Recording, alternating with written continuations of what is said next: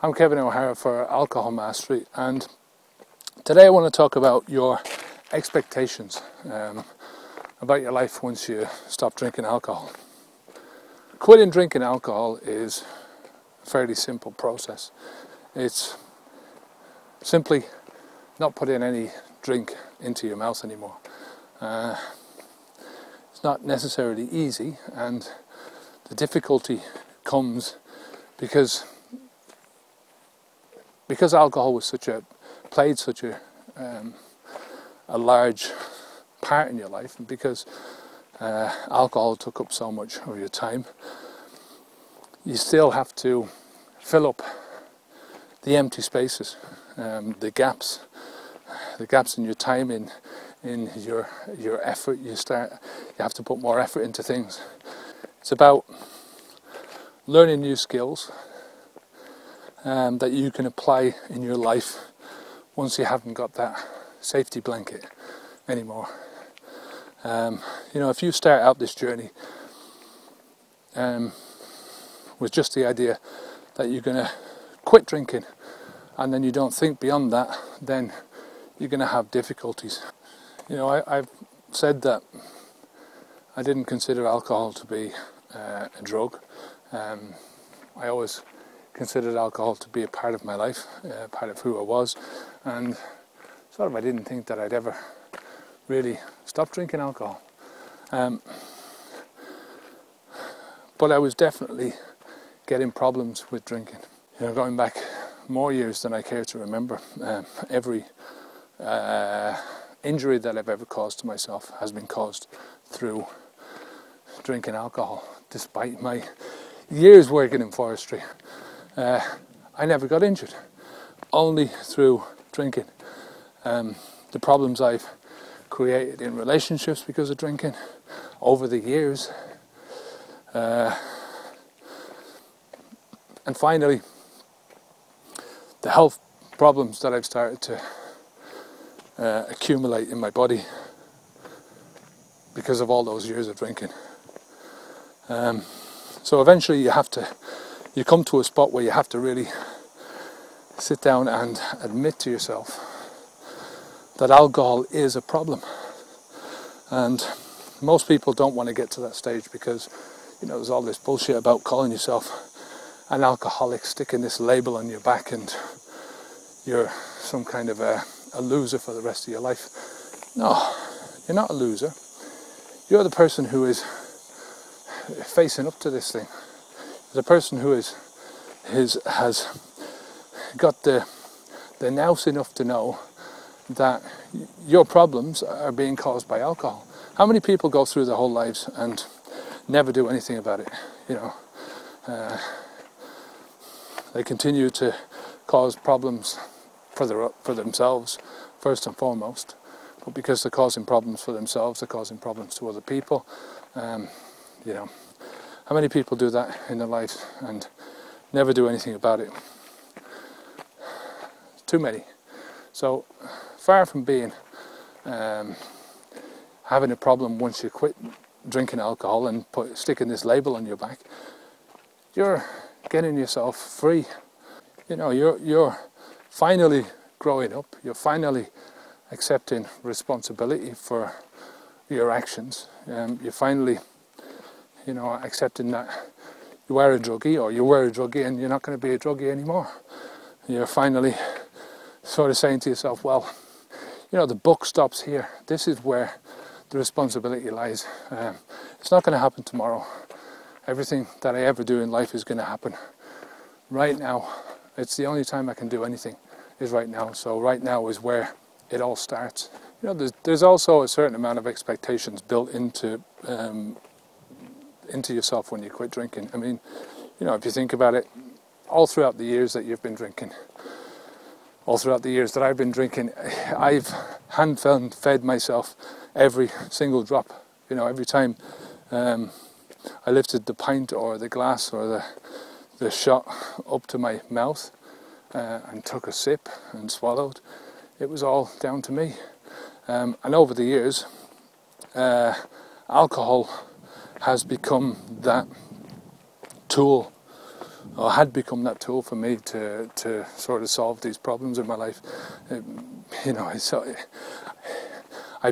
my life became surrounded by the alcohol. So when you do first give up alcohol, you don't know what to expect. Your expectations are a bit skewed because alcohol has had such a massive influence in your life. It's become so embedded into your life that you don't really know what is around the corner.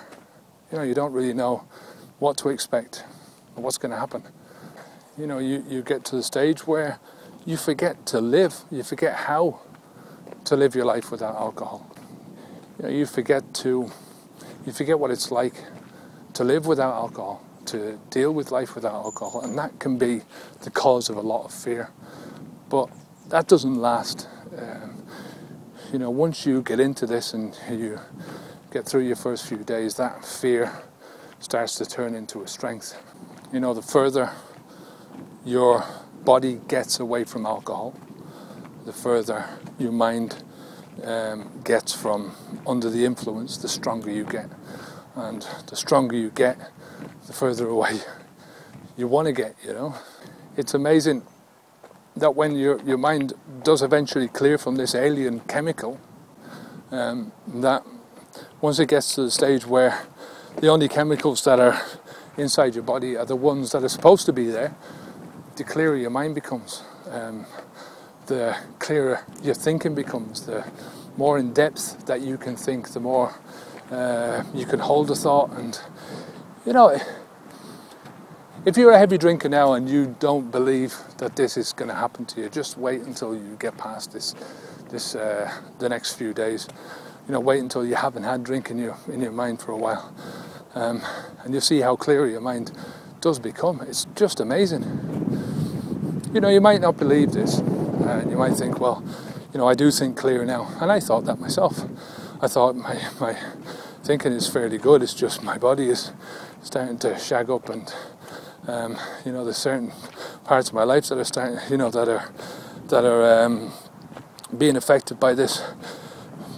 But if you consider that this is not something that has happened to you overnight, where you can make the comparisons between the before and the after. This is something that has been an insipid part of your life for how many years, you know, and it's a gradual process. You know, your thinking has become depressed, not overnight, but over years, gradually. And the process of becoming clearer again, of having no chemicals, only the ones that are supposed to be there, like I said, that happens very, very quickly. It doesn't happen like after years. Like I said in one of last week's videos, I feel more clearer in my brain now. I feel like I can achieve much more. I have achieved much more in my life now than I've achieved in the last 10 years put together in only less than 2 years. And that is because I can think clearer. There's stuff happening in my brain that, you know, is astounding me. And that's not because I've got some super brain or anything. I've just got a normal brain. It's just that it's not being poisoned by alien chemicals anymore. Once your brain is clear, you'll find that you'll start to think more in depth. You know, we're thinking, learning machines. We like to be educated. You know, we like to learn new things. You know, you'll find that your ideas will start to flow. You know, things will start to crystallize inside your brain. Your brain sort of will go through this loop of running things, you know, running the thought cycles through your mind about what you can achieve. You know, and this might not happen overnight. It might take a few weeks before this starts, but you'll be amazed at some of the stuff that starts to pop in there. You know, some of it's going to be daft. That's just the way it is, you know. You know, you might think, well, that's stupid, you know, but one stupid idea leads onto maybe another stupid idea, but then it leads onto a good idea. And, you know, things start to happen. Things start to pop. And it's when those things start to pop that you really start to see the possibilities that are available to you. and your way of living and your way of thinking. You know, how hard this is all going to be is really down to you. It's down to how you set your mind up in the beginning. It's how you set your expectations up. You know, if you think I'm going to fail, then you more than likely will. If you think you're leaving behind this dear friend, like I've said earlier, you probably are. That's the way you view things, you know. So if you view alcohol as a complete and utter bastard that has been ruining your life, then that's exactly what it is, and you'll always have that in your brain. You know, so your expectations that you have before you quit drinking, it's always good to have a plan. It's good to know where you want to go, to know how you're going to deal with certain situations, places, things, people, that kind of thing. But it doesn't mean to say that once you get over the starting line and you start the process of quitting, and you know, you start the process of transformation into your new self and transitioning, that you know, your expectations won't actually change. They will. But all you can do is you take one thing at a time. You take one step at a time. You deal with one thing at a time, one moment at a time. And if something is not working out for you, then you change it. You know, there's an old saying, I don't know who said it, but that you can't deal, probably Einstein, you can't deal with a problem with the same frame of mind in which you created it. So if you're trying to think hard about how you're going to live your life when you don't drink anymore, while you're still drinking, that's very difficult to do. It's only when you get across the line and you get some experience of what life is going to be like once you're not drinking anymore. That's when the ideas start to flow. That's when you start, you know, things start to pop for you, you know, things start to fall into place. You know, it doesn't happen overnight.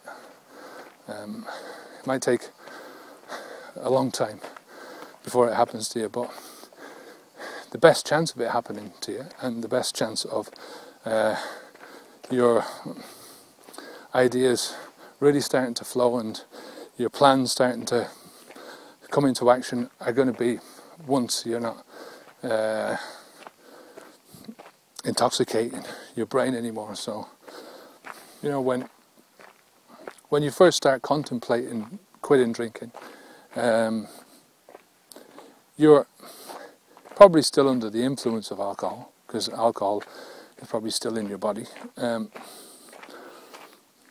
But you're also, your mentality is that of a drinker.